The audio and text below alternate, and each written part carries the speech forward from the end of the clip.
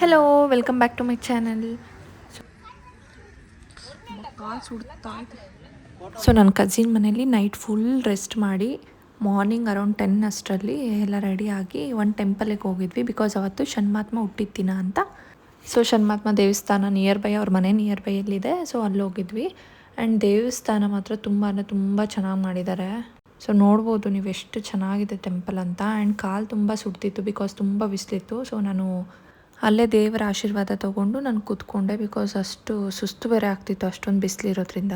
So ನನ್ನ cousin ಹೋಗಿ video ತೊಗೊಬರ್ತೀನಿ ಅಂತ ಹೇಳಿ ಇದು ಅವಳೇ ಹೋಗಿ ವಿಡಿಯೋ ಮಾಡ್ಕೊ ಬಂದಿರೋದು. ಆ್ಯಕ್ಚುಲಿ ಮೊಬೈಲ್ ಫುಲ್ ಶೇಕ್ ಮಾಡಿದ್ದಾಳೆ, ಬಟ್ ಸ್ಟಿಲ್ ಏನೋ ಅವಳು ಎಫರ್ಟ್ ಹಾಕಿರೋದ್ರಿಂದ ಅಟ್ಲೀಸ್ಟ್ ಅದೇ ಒಂದು ಕ್ಲಿಪ್ ಇರಲಿ ಅಂತ ಆ್ಯಡ್ ಮಾಡಿದ್ದೀನಿ.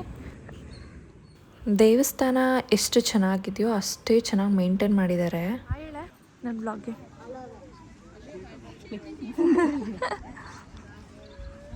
ಸೊ ಇವಳೇ ನೈನಾ ಅಂತ ನನ್ನ ಕಝೀನು, ನಮ್ಮ ದೊಡ್ಡಮ್ಮ ಮಗಳು. ಕ್ಯಾಮ್ರಾ ಶೈ ಇರೋದ್ರಿಂದ ನಾನು ತುಂಬ ತೋರಿಸಿಲ್ಲ ಅವಳನ್ನು. ಸೊ ಇದೆಲ್ಲ ನೋಡಿಕೊಂಡು ನೆಕ್ಸ್ಟ್ ಹೋಗಿದ್ದು ಇಸ್ಕಾನ್ ಟೆಂಪಲ್ಗೆ. ಆ ಟೆಂಪಲಲ್ಲಿ ನನಗೆ ತುಂಬ ಇಷ್ಟ ಆಗಿದ್ದಂದರೆ ಪೇಂಟಿಂಗ್ಸು ಅಷ್ಟು ಬ್ಯೂಟಿಫುಲ್ ಆಗಿತ್ತು. ಎಲ್ಲ ಪೇಂಟಿಂಗ್ಸು ತುಂಬ ಚೆನ್ನಾಗಿತ್ತು. ಬಟ್ ಒಳಗೆ ವೀಡಿಯೋ ಮಾಡೋಕ್ಕೆ ಅಲೋ ಇರಲಿಲ್ಲ, ಸೊ ವೀಡಿಯೋ ಮಾಡಲಿಲ್ಲ. ಆ್ಯಂಡ್ ಎಲ್ಲಿ ಹೋಗಬೇಕು ಏನೂ ಪ್ರಿಪೇರ್ ಆಗಿರಲಿಲ್ಲ, ಎಲ್ಲ ಸಡನ್ ಪ್ಲ್ಯಾನು. ಅಲ್ಲಿ ಏನೇನು ಪ್ಲೇಸಸ್ ಇದೆ ನಿಯರ್ ಬೈ ಅಂತ ನೋಡಿಕೊಂಡು ಪ್ಲ್ಯಾನ್ ಮಾಡಿ ಹೋಗಿದ್ದು. ಸೊ 2 ಅರೌಂಡ್ ಏನೋ ಕ್ಲೋಸ್ ಇತ್ತು ಲೈಟ್ ಹೌಸು. ಸೊ ಲೈಟ್ ಹೌಸ್ಗೆ ಹೋಗೋಣ ಅಷ್ಟರಲ್ಲಿ ಅಂತ ಹೇಳಿ ಲೈಟ್ ಹೌಸಿಗೆ ಹೋದ್ವಿ. ಇನ್ನೂ ಊಟನೂ ಮಾಡಿರಲಿಲ್ಲ ಬಿಕಾಸ್ ಊಟ ಮಾಡ್ಕೊಂಡು ಕುತ್ಕೊಂಡ್ರೆ ಟೈಮ್ ಆಗುತ್ತೆ ಅಂತ ಹೇಳಿ ಫಸ್ಟ್ ಲೈಟ್ ಹೌಸ್ ನೋಡ್ಕೊಬರೋಣ ಅಂತ ಹೇಳಿ ಲೈಟ್ ಹೌಸಿಗೆ ಹೋದ್ವಿ. ಆ್ಯಂಡ್ ಲೈಟ್ ಹೌಸ್ ರೀಚ್ ಆದ್ವಿ. ಸೊ ಕೆಳಗಡೆ ಟಿಕೆಟ್ ತೊಗೋಬೇಕಾಗುತ್ತೆ. ತುಂಬ ರಶ್ ಇರಲಿಲ್ಲ, ಒಂದು 10 ಮಿನಿಟ್ಸಲ್ಲೆಲ್ಲ ಟಿಕೆಟ್ ಸಿಕ್ತು. ಸೊ ಟಿಕೆಟ್ ತೊಗೊಂಡು ಮೇಲೆ ಹೋಗಿದ್ವಿ. ಆ್ಯಂಡ್ ಬೆಸ್ಟ್ ಪಾರ್ಟ್ ಅಂದರೆ ಲಿಫ್ಟ್ ಫೆಸಿಲಿಟಿ ಇದೆ. ಸೊ ತುಂಬ ಕಷ್ಟ ಅಂತ ಏನು ಅನಿಸಲ್ಲ. ಅದೇ ಲಿಫ್ಟ್ ಫೆಸಿಲಿಟಿ ಇಲ್ಲ ಅಂದರೆ ಅಷ್ಟೊಂದು ಸ್ಟೆಪ್ಸ್ ಹತ್ತೋದಕ್ಕೆ ಖಂಡಿತ ಆಗಲ್ಲ, ಬಿಕಾಸ್ ಅಷ್ಟು ಸ್ಟೆಪ್ಸ್ ಇದೆ ಹತ್ತೋದಕ್ಕೆ. ಸೊ ಇಲ್ಲಿ ನೋಡ್ಬೋದು ಇದು ರೈಟ್ ಸೈಡ್ ವ್ಯೂ ಆ್ಯಂಡ್ ಆಗಲೇ ತೋರಿಸಿದ್ದು ಲೆಫ್ಟ್ ಸೈಡ್ ವ್ಯೂ. ಎರಡೂ ವ್ಯೂ ತುಂಬ ಚೆನ್ನಾಗಿದೆ. ಸೊ ಅಲ್ಲೊಂದು 15 to 20 ಮಿನಿಟ್ಸ್ ಟೈಮ್ ಸ್ಪೆಂಡ್ ಮಾಡಿ ಆಮೇಲೆ ಊಟಕ್ಕೆ ಹೋಗೋಣ ಅಂತ ಪ್ಲ್ಯಾನ್ ಇತ್ತು. ಬಟ್ ನಾನು ಒಂದು ರಿವ್ಯೂ ನೋಡಿದ್ದೆ ಆ್ಯಕ್ಚುಲಿ, ಐಸ್ ಕ್ರೀಮ್ ತುಂಬ ಚೆನ್ನಾಗಿದೆ ಅಂದರೆ. ಸೊ ಅಲ್ಲಿ ಪ್ಲ್ಯಾನ್ ಮಾಡಿದ್ವಿ. ಇದೊಂದೇ ಪ್ಲೇಸ್ ತೋರಿಸಿರೋದು ನೋಡಿ. ಏನಾದ್ರು ಅಲ್ಲೇ ಬೀಚ್ ಇದೆ ಆದರೆ ಬೇಡವಂತೆ ಹೋಗೋದು. ಅಲ್ಲೇ ಬೀಚ್ ಇದೆ, ಹಂಗೆ ಬಿಸಿಲಲ್ಲಿ ಹೇಳ್ಪಾ ಅಲ್ಲೇ ಬೀಚ್ ಇದೆ, ಯಾಕೆ ಕರ್ಕೊಂಡು ಹೋಗಲ್ಲ? ಬಿಸಿಲಂತೆ ಅದಕ್ಕೆ ಎಲ್ಲಿ ಹೋಗ್ತಾ ಇಲ್ಲ. ಲೈಟ್ ಹೌಸ್ ನೋಡ್ಕೊಂಡು ಬಂದ್ವಿ. ಸೊ ಅವ್ರೇನು ಹೇಳ್ತಿದ್ದಾರೆ, ಪಕ್ಕದಲ್ಲೇ ಬೀಚ್ ಇದೆ, ಬಿಸಿಲು ಇದೆ, ಆದರೆ ಹೋಗೋಕ್ಕಾಗ್ತಿಲ್ಲ. Full tired, full sweat. Ice cream parlour, fish market ಬಂದಿದ್ದೀವಿ. ದೊಡ್ಡ ಫಿಶ್ ಮಾರ್ಕೆಟ್, ಮರೇನಾ ಬೀಚ್ ಪಕ್ಕನೇ ಇದೆ. ಏನೇನು ಫಿಶ್ ಇದೆ ತೋರಿಸ್ತೀನಿ ಬನ್ನಿ. ಸಿಕ್ಕಾಪಟ್ಟೆ ವೆರೈಟೀಸ್ ಇದೆ.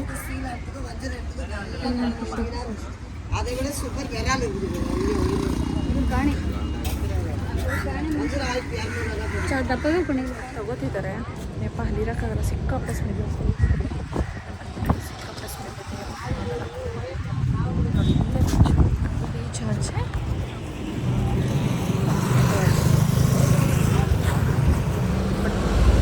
ಬಿಸಿಲು ಜಾಸ್ತಿ, ಓಡಾಡೋಕ್ಕಾಗಲ್ಲ.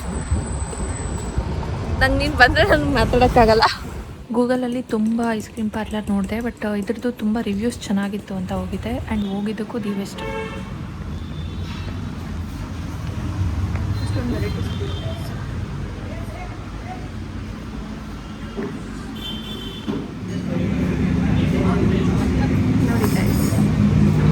ನೋಡಿ ಇರ್ತಾಳೆ ಯಾವಾಗಲೂ ಬ್ಲ್ಯಾಕ್ ಕಾಣಿಸ್ತಿದೆ.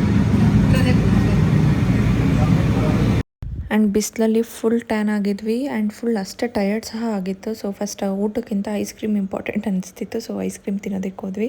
ಇವರು ಟೇಸ್ಟ್ ಅಂತ ಬರೋ ಎಲ್ಲ ಐಸ್ ಕ್ರೀಮ್ನು ಟೇಸ್ಟ್ ಮಾಡಿದ್ದಾರೆ. ನೋಡಿ ಎಷ್ಟು ಸ್ಪೂನ್ ಟೇಸ್ಟ್ ಮಾಡಿರೋದಿದೆ. ಆ್ಯಂಡ್ ನಾನು ಕೆಲವೊಂದು ಐಸ್ ಕ್ರೀಮ್ನ ಟೇಸ್ಟ್ ಮಾಡಿದೆ, ಒಂದು 2 to 3 ಅನಿಸುತ್ತೆ.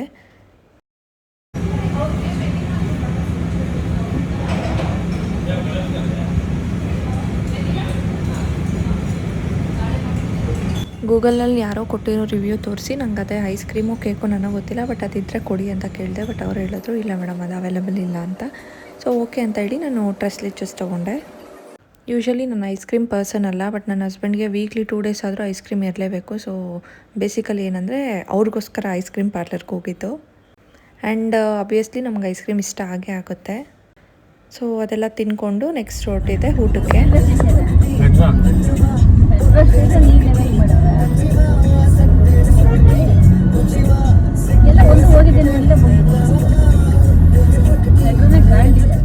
ಆ್ಯಂಡ್ ಹೋಟೆಲ್ ನೇಮ್ ನನಗೆ ಗೊತ್ತಿಲ್ಲ, ಬಟ್ ಇದು ಪ್ರೀ ಬುಕ್ಕಿಂಗ್ ಮುಂಚೆನೇ ಇರಬೇಕು ಅಂತ ಹೇಳಿ ಅವ್ರು ಬುಕ್ ಮಾಡಿದರು. ಸೊ ಹೋಗೋ ಅಷ್ಟರಲ್ಲಿ ಹೋಗಿದ್ದು ಒಂದು 5 ಮಿನಿಟ್ಸ್ಗೆ ಕೊಟ್ಟರು ಊಟ.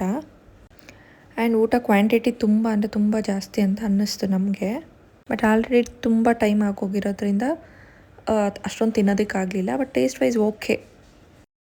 ಆ್ಯಂಡ್ ವಿಡಿಯೋ ಅಲ್ಲಿ ಜಾಸ್ತಿ ಯಾಕೆ ಅವ್ರನ್ನ ಮಾತಾಡಿಸಿಲ್ಲ ಅಥವಾ ಏನು ಅವ್ರ ಫೇಸ್ ಎಲ್ಲ ಜಾಸ್ತಿ ತೋರಿಸಿಲ್ಲ ಅಂದರೆ, ಫಸ್ಟ್ ಆಫ್ ಆಲ್ ನನಗೆ ವೀಡಿಯೋ ಮಾಡೋದ್ರಲ್ಲಿ ಕಂಫರ್ಟಬಲ್ ಇಲ್ಲ. ಇನ್ನು ಅವ್ರಿಗೆ ಕ್ಯಾಮ್ರಾ ಶೈ ತುಂಬ ಜಾಸ್ತಿ ಇದೆ, ಸೊ ಅಷ್ಟೊಂದು ತೋರಿಸಿಲ್ಲ. ಸೊ ಹೊಟ್ಟೆ ತುಂಬ ಊಟ ಆಯಿತು. ಆ್ಯಂಡ್ ಮನೆಗೆ ಹೋಗಿ ರೆಸ್ಟ್ ಮಾಡಿ 7:30 ಆ ಥರ ಆಚೆ ಹೋಗೋಣ ಅಂತ ಪ್ಲ್ಯಾನ್ ಮಾಡಿ ಒಂದು ಪಬ್ ಇದೆ, ಸೊ ಅಲ್ಲಿ ಹೋಗಿದ್ವಿ. ತುಂಬ ದೂರ ಬೇಡ ಅಂತ ನಿಯರ್ ಬೈ ಹೋಗಿದ್ವಿ.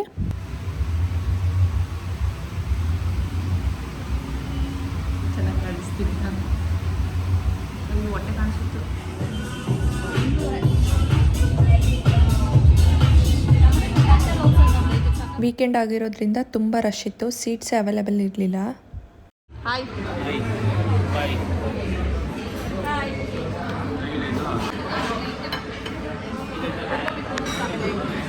ಸೊ ನಮ್ಮ ಭಾವ ಆಫೀಸಿಂದ ತುಂಬ ಸಲ ಬಂದಿದ್ದಾರಂತ ಇಲ್ಲಿ. ಸೊ ಫುಡ್ ಚೆನ್ನಾಗಿರುತ್ತೆ ಅಂತ ಹೇಳಿ ಇಲ್ಲಿ ಕರ್ಕೊಬಂದಿದ್ರು. ಆ್ಯಂಡ್ ಫುಡ್ ಸಹ ತುಂಬ ಚೆನ್ನಾಗಿತ್ತು. ನಮ್ಮಮ್ಮಗೆ ಇದೆಲ್ಲ ಅಷ್ಟೊಂದು ಕಂಫರ್ಟಬಲ್ ಇರಲ್ಲ, ಸೊ ಅವ್ರು ಬರಲ್ಲ ಅಂತಿದ್ರು. ನಾನು ಬೇಡ ಅಂತ ಹೇಳಿದ್ದೆ, ಬಟ್ ನನ್ನ ಕಸಿನ್ ಕರ್ಕೊಂಡು ಬಂದಿದ್ದೆ.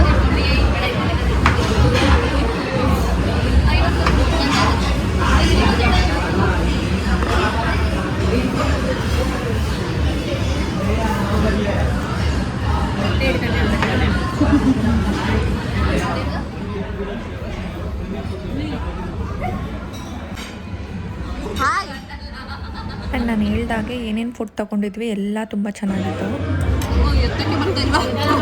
ಎಕ್ಸೆಪ್ಟ್ ಸೂಶಿ ಅಂತೂ ತುಂಬ ಅಂದರೆ ತುಂಬ ವರ್ಸ್ಟ್ ಆಗಿತ್ತು. ಅದು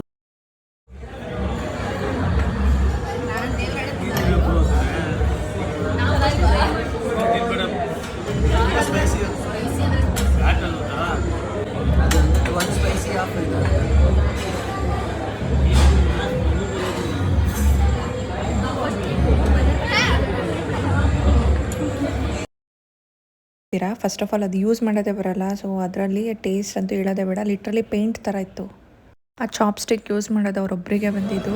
ಆ್ಯಂಡ್ ಟೇಸ್ಟ್ ಸಹ ಅವರೊಬ್ಬರಿಗೆ ಇಷ್ಟ ಆಗಿತ್ತು.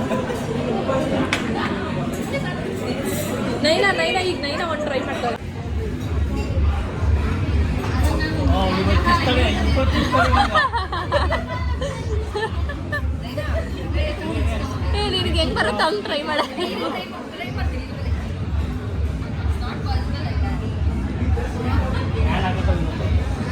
ನಾನಂತೂ ಇದನ್ನೆಲ್ಲ ಹಾಕ್ತೀನಿ. ಕಮಾನ್ ನೈನಾ ಕಮಾನ್.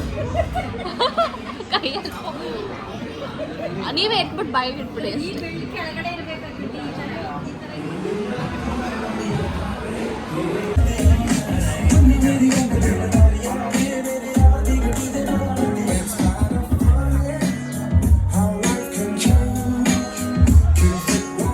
ಸೊ ಡ್ಯಾನ್ಸ್ ಫ್ಲೋರ್ ಇದೆ ಅಂತ ಗೊತ್ತಾಯಿತು. ಸೊ ನೋಡ್ಕೊಬರೋಣ ಅಂತ ಹೇಳಿ ಹೋಗಿದ್ವಿ, ಬಟ್ ಅದು ಸ್ಮೋಕಿಂಗ್ ಏರಿಯಾ ಆಗಿರೋದ್ರಿಂದ ವಾಪಸ್ ಬಂದುಬಿಟ್ವಿ.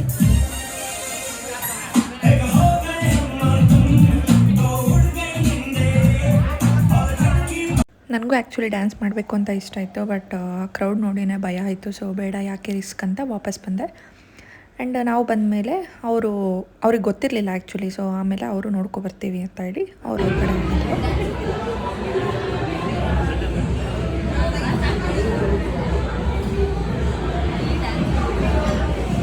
ಎಲ್ಲ ಮುಗಿಯೋ ಅಷ್ಟರಲ್ಲಿ 10 ಆಗಿತ್ತು ಅನಿಸುತ್ತೆ ಟೈಮು. ಸೊ ಎಲ್ಲ ಮುಗಿಸ್ಕೊಂಡು ರಿಟರ್ನ್ ಮನೆಗೆ ಹೊರಟ್ವಿ.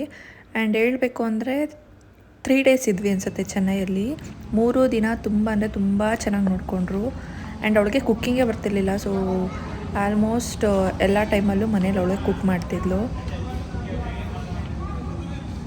ಆ್ಯಂಡ್ ನಾನು ಚೆನ್ನೈಗೆ ಹೋಗಿದ್ದು ರೀಸನ್ ಬಂದು ಬೇಬಿದು ಫೋಟೋಶೂಟ್ ಮಾಡಿಸೋಣ ಅಂತ, ಮೆಟರ್ನಿಟಿ ಫೋಟೋಶೂಟ್ ಮಾಡಿಸೋಣ ಅಂತ. ಸೊ ಆ ಶೂಟಲ್ಲೂ ಅಷ್ಟೇ ತುಂಬ ಹೆಲ್ಪ್ ಮಾಡಿದ್ಲು. ಸೊ ಅದಕ್ಕೂ ಥ್ಯಾಂಕ್ ಯು ಹೇಳಲೇಬೇಕು ಅವಳಿಗೆ.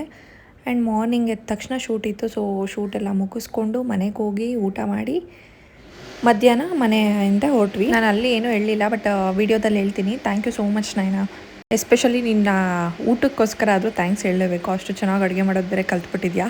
ಅವಳಿಗೆ ಮುಂಚೆಯಿಂದ ಅಡುಗೆ ಮಾಡಬೇಕು ಅಂದ್ರೇ ಆಗ್ತಿರ್ಲಿಲ್ಲ, ಬಟ್ ಈಗ ತುಂಬ ಚೆನ್ನಾಗಿ ಅಡುಗೆ ಮಾಡೋದು ಕಲ್ತಿದ್ದಾಳೆ. ಸೊ ಮಧ್ಯಾಹ್ನ 1 o'clock ಬಿಟ್ಟಿದ್ದಕ್ಕೆ ರೀಚ್ ಆಗೋಷ್ಟರಲ್ಲಿ ಸಂಜೆ 5:30, 6 ಆಗಿತ್ತು. Because on the way sari ತೊಗೋಬೇಕಿತ್ತು ಸೀಮಂತಕ್ಕೆ. ಸೊ ಸೀರೆ ತೊಗೊಂಡು ಆ್ಯಂಡ್ ಆಲ್ ಆಫ್ ಸಡನ್ ನೆನಪಾಯಿತು ಫ್ಯಾಮಿಲಿದು ಒಂದು ಬರ್ಡೇ ಪಾರ್ಟಿ ಇದೆ ಅಂತ. ಸೊ ಅರೌಂಡ್ 10 o'clock ಆಗಿತ್ತು ಅನಿಸುತ್ತೆ. ಬಟ್ ಸ್ಟಿಲ್ ಹೋಗದೇ ಇದ್ದರೆ ಚೆನ್ನಾಗಿರಲ್ಲ ಅಂತ ಹೇಳಿ ಬರ್ಡೇ ಪಾರ್ಟಿಗೆ ಹೋದ್ವಿ.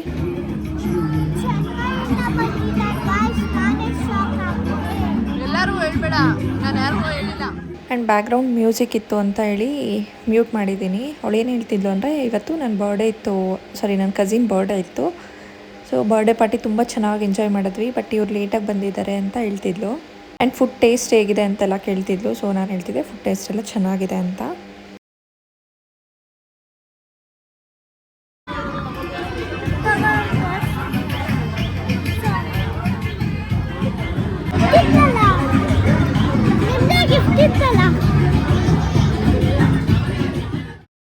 ಆ್ಯಂಡ್ ಇದು ಬಂದು ಬರ್ಡೇ ಡೆಕೋರೇಷನ್. ಆಲ್ಮೋಸ್ಟ್ ಎಲ್ಲ ಗೆಸ್ಟು ಖಾಲಿ ಆಗಿದ್ರು ನಾವು ಹೋಗೋಷ್ಟರಲ್ಲಿ. ಸೊ ನಾವು ಊಟ ಮಾಡ್ಕೊಂಡು ಮನೆಗೆ ಹೊಡ್ವಿ. ಆ್ಯಂಡ್ ಕಾಲ್ ಫುಲ್ ಸ್ವೆಲ್ಲಿಂಗ್ ಆಗಿತ್ತು, ನೋಡ್ಬೋದು ಎಷ್ಟು ದಪ್ಪ ಇದೆ ಅಂತ ಹೇಳಿ.